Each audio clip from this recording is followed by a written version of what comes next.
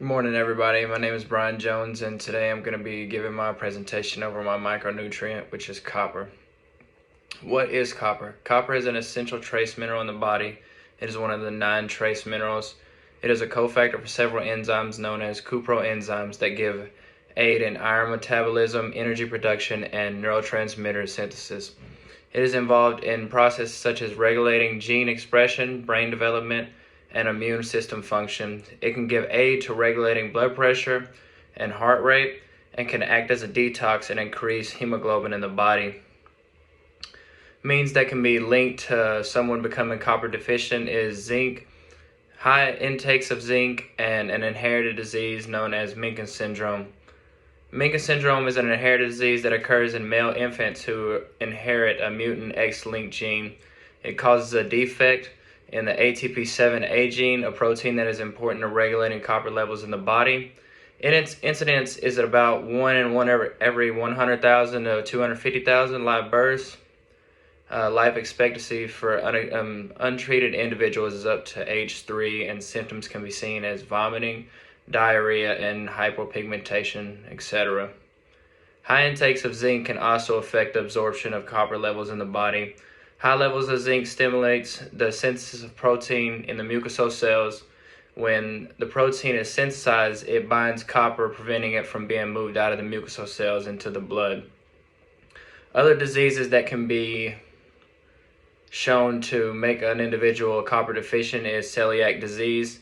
It is a disease that causes an immune reaction to individuals consuming gluten products. Gluten products contain various amounts of copper.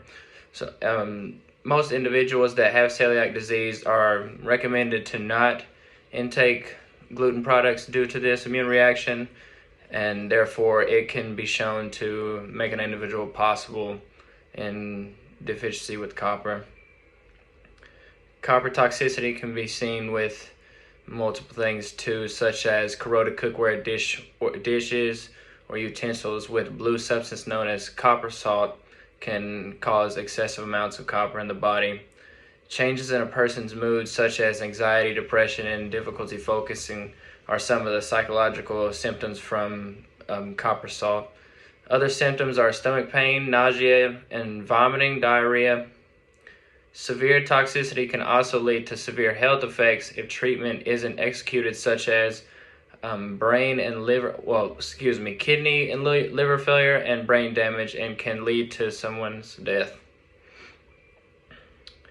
Wilson's disease is an inherited disease associated with copper toxicity. This disease causes a defect to the ATP7B gene. The ATP7B gene provides instruction for making a protein called copper transporting ATPase2. Lacking the ability to perform this process permits excess copper levels to be shown in vital organ areas such as the brain and the liver.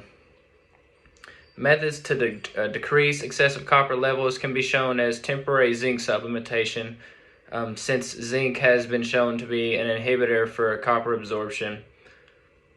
Safest method to practice this is being prescribed by a doctor, a family doctor or something like that, just to make sure you're not overdoing the zinc. Vitamin C supplementation can also aid in reduction of copper levels due to it reducing absorption of the mineral when they are both interacting in the intestines. Absorption and digestion. Copper is primarily absorbed in the small intestine and the stomach. It is absorbed through 2 processes: active carrier-mediated transport and passive diffusion.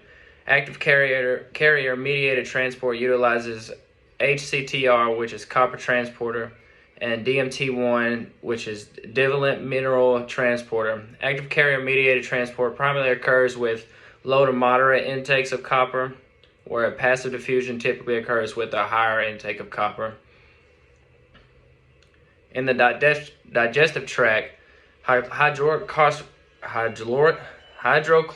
acid, pepsin, and protease act as the enzymes that separate copper from the amino acid proteins, whereas pepsin is the main acting enzyme.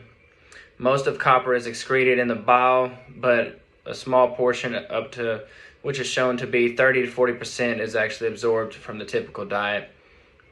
Best sources of copper are legumes, nuts, seeds, and organ meats. For examples, Oysters hold 4.4 milligrams of copper per 100 gram serving. Dry roasted cashews have 2.2 milligrams per 100 gram serving, and sesame seeds have 2.5 milligrams per 100 gram serving. Guidelines from health and nutrition officials. Usually they have multiple guidelines that they use to regulate nutrition depending on the age, the health, and what diseases play a role in that individual.